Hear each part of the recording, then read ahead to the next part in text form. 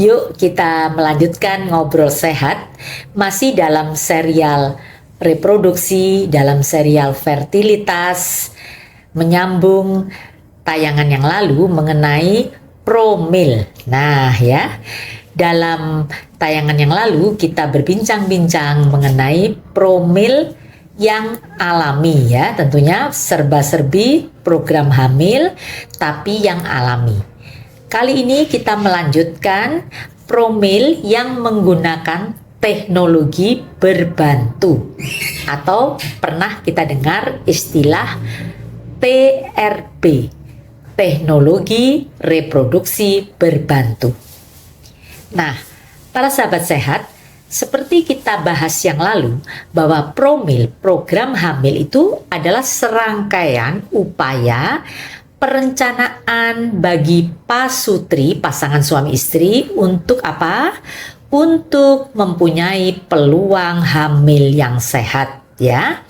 Bagi pasangan yang sudah menikah 1 tahun, tinggal serumah, tanpa alat kontrasepsi, hubungan suami istri wajar, maksudnya dalam 1 minggu 3-4 kali begitu, tapi kok tidak juga hamil ya selama 1 tahun, itu dikategorikan dalam kriteria infertil, sehingga boleh memulai promil atau program hamil.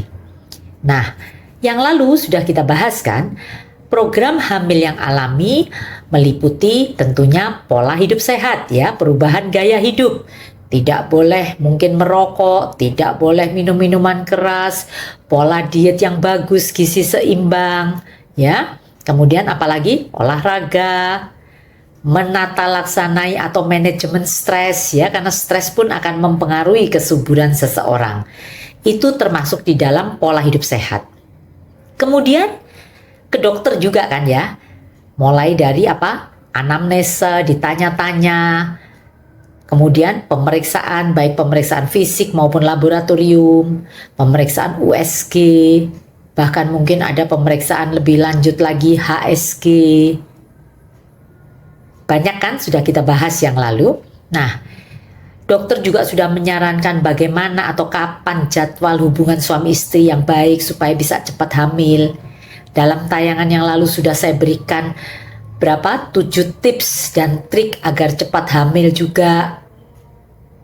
Nah, kalau itu semua selama 1 tahun kok belum membuahkan hasil, usia daripada istri sudah semakin bertambah, katakanlah sudah lebih dari 35 tahun atau bahkan mungkin lebih dari 40 tahun. Nah, ini perlu dipertimbangkan lebih agresif mengikuti promil dengan teknologi berbantu. Nah, apa itu dokter? Promil dengan teknologi reproduksi berbantu. Pernah dengar istilah inseminasi?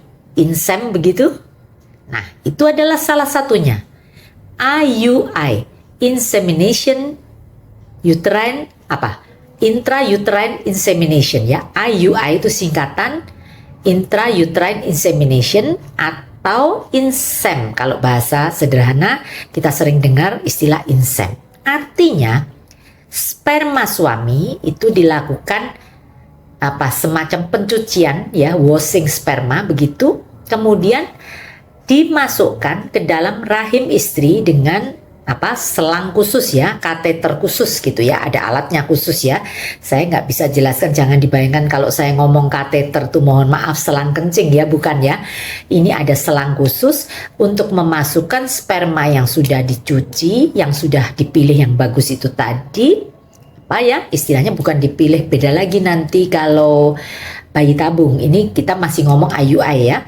Jadi secara gampang supaya kita punya bayangan, sperma dari suami itu dicuci ya, terus dimasukkan melalui selang ini ke rahim.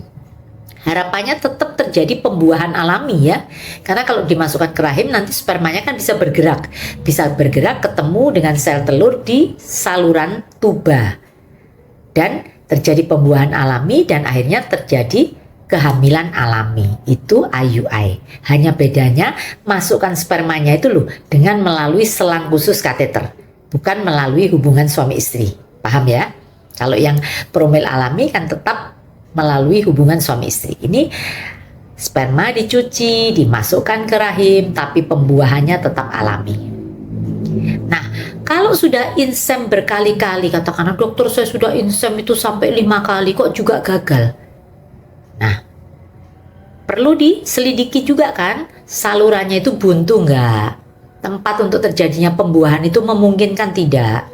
Karena kalau itu memang tidak memungkinkan, sampailah ke dalam tahapan yang lebih canggih lagi, yaitu IVF, in vitro fertilization. Bahasa awamnya bayi tabung. Pernah dengar ya, bayi tabung? Yaitu prinsipnya adalah dipilih lah, ini spermanya nih, dipilih yang bagus ya. Sperma itu kan berjuta-juta, yang dibutuhkan untuk membuahi sebetulnya hanya satu, tapi karena kasus tertentu di mana dia tidak memungkinkan untuk bisa ketemu dengan sel telur secara alami, maka dipilihlah sperma yang bagus. Sel telur pun istilahnya dilakukan ovum pick up, diambillah sel telur juga yang bagus, diketemukan di cawan Petri, artinya di dalam tabung di luar tubuh manusia. Makanya disebut bayi tabung ya, pembuahannya terjadi di luar. Nah, tapi kalau sudah terjadi nih pembuahan calon janinnya ini sudah terjadi embrio, itu nanti akan ditanamkan, maksudnya dimasukkan kembali ke rahim, tetap terjadi kehamilan di dalam rahim ibunya. Nah, para sahabat sehat, prosedur yang tadi kita ngobrolkan ini nampaknya sederhana, tapi tidak sesimpel itu. Baik IUI, intrauterine insemination, insem itu tadi, maupun IVF, itu melalui beberapa tahapan-tahapan yang harus dipatuhi oleh Anda, pasangan yang memutuskan metode ini. Dokter, saya katakanlah sebagai dokter kandungan, tentu ada batasannya. Kapan seorang istri atau pasangan suami istri ini boleh masih ikut promil yang alami? Kapan harus sudah saya sarankan mengikuti yang promil dengan teknologi berbantu ini? Karena tujuannya hanya satu kan, berhasil hamil dengan baik, sehat ibu, sehat bayi. Ya toh, selamat ibu, selamat bayi, itulah tujuan akhir daripada promil tentunya ya. Jadi para sahabat sehat, kalau ada daripada salah satu netizen itu bertanya di kolom komentar, dokter, promil itu butuh biaya berapa? Mohon maaf, saya tidak bisa menyebut angka karena kasus per kasus itu beda-beda. Anda datang ke saya hanya cukup periksa, saya beri vitamin begitu, bulan depan hamil. Ya otomatis murah kan biayanya. Atau mungkin setelah melalui pemicuan, pakai obat, minum obat 3 bulan berturut-turut hamil. Oke lah juga, tentunya masih murah. Oh, perlu sudah pemeriksaan HSG, beda lagi. Oh, sudah perlu insem, beda lagi. Oh, harus perlu IVF atau bayi tabung, beda lagi. Ada lagi yang bertanya kepada saya, dokter, kalau sudah dengan teknologi berbantu ini, promil dengan teknologi reproduksi berbantu TRB ini, apa dijamin 100% pasti berhasil? Mohon maaf para sahabat sehat, tidak ada satupun kita manusia, dokter sekalipun, yang ahli fertilitas sekalipun, yang berani menjamin berhasil itu 100%. Tugas kita sebagai manusia apa? Berupaya berikhtiar. Kalau sampai itu tetap gagal, artinya Tuhan belum menghendaki atau belum memberi calon anak kepada kita, itu tidak ada yang salah. Saudara sepupu saya sendiri dinyatakan normal, suami pun juga sudah bagus. Bayi tabung di Indonesia gagal, dia mencoba di Singapura juga gagal, dan akhirnya dia sampai mencoba terakhir itu ke China. Itu pun tidak berhasil dan akhirnya memutuskan untuk adopsi. Jadi sekali lagi, saya bercerita panjang dan lebar mengenai teknologi berbantu ini tidak bermaksud menakut-nakuti Anda. Waduh dokter, sudah habis banyak kok akhirnya begini. Tidak, tapi saya menyatakan ini fakta, realita. Jadi yang paling penting, tetap ini saya ingatkan para sahabat sehat, nomor 1 berdoa. Ya, kita berdoa memohon kepada Tuhan karena sebagai pasangan suami istri pingin mempunyai keturunan generasi penerus. Kita berdoa mohon agar dikabulkan, itu nomor satu yang paling penting. Tapi tidak hanya bisa berdoa saja, harus berupaya, harus berikhtiar. Datang kepada saya kok belum berhasil juga, saya akan mengkonsulkan kepada teman saya yang spesialisnya khusus masalah fertilitas. Kok belum berhasil juga, saya rujuk untuk insem katakanlah, kok belum berhasil juga, IVF akhirnya berhasil, bersyukur. Tapi kalaupun itu tidak, bukan berarti Anda suami istri ini salah siapa, tidak ada yang salah. Ya, jadi sekali lagi jelas ya, inilah upaya kita promil dengan teknologi berbantu, harapannya berhasil, tapi sekali lagi itu semua tergantung kepada yang punya hidup ini. Nah, kapan dokter kita butuh yang teknologi berbantu ini? 1 tahun promil alami tidak berhasil, itu pun boleh memakai yang berbantu ini. Usia ibu sudah mepet, sudah di atas 35 dokter.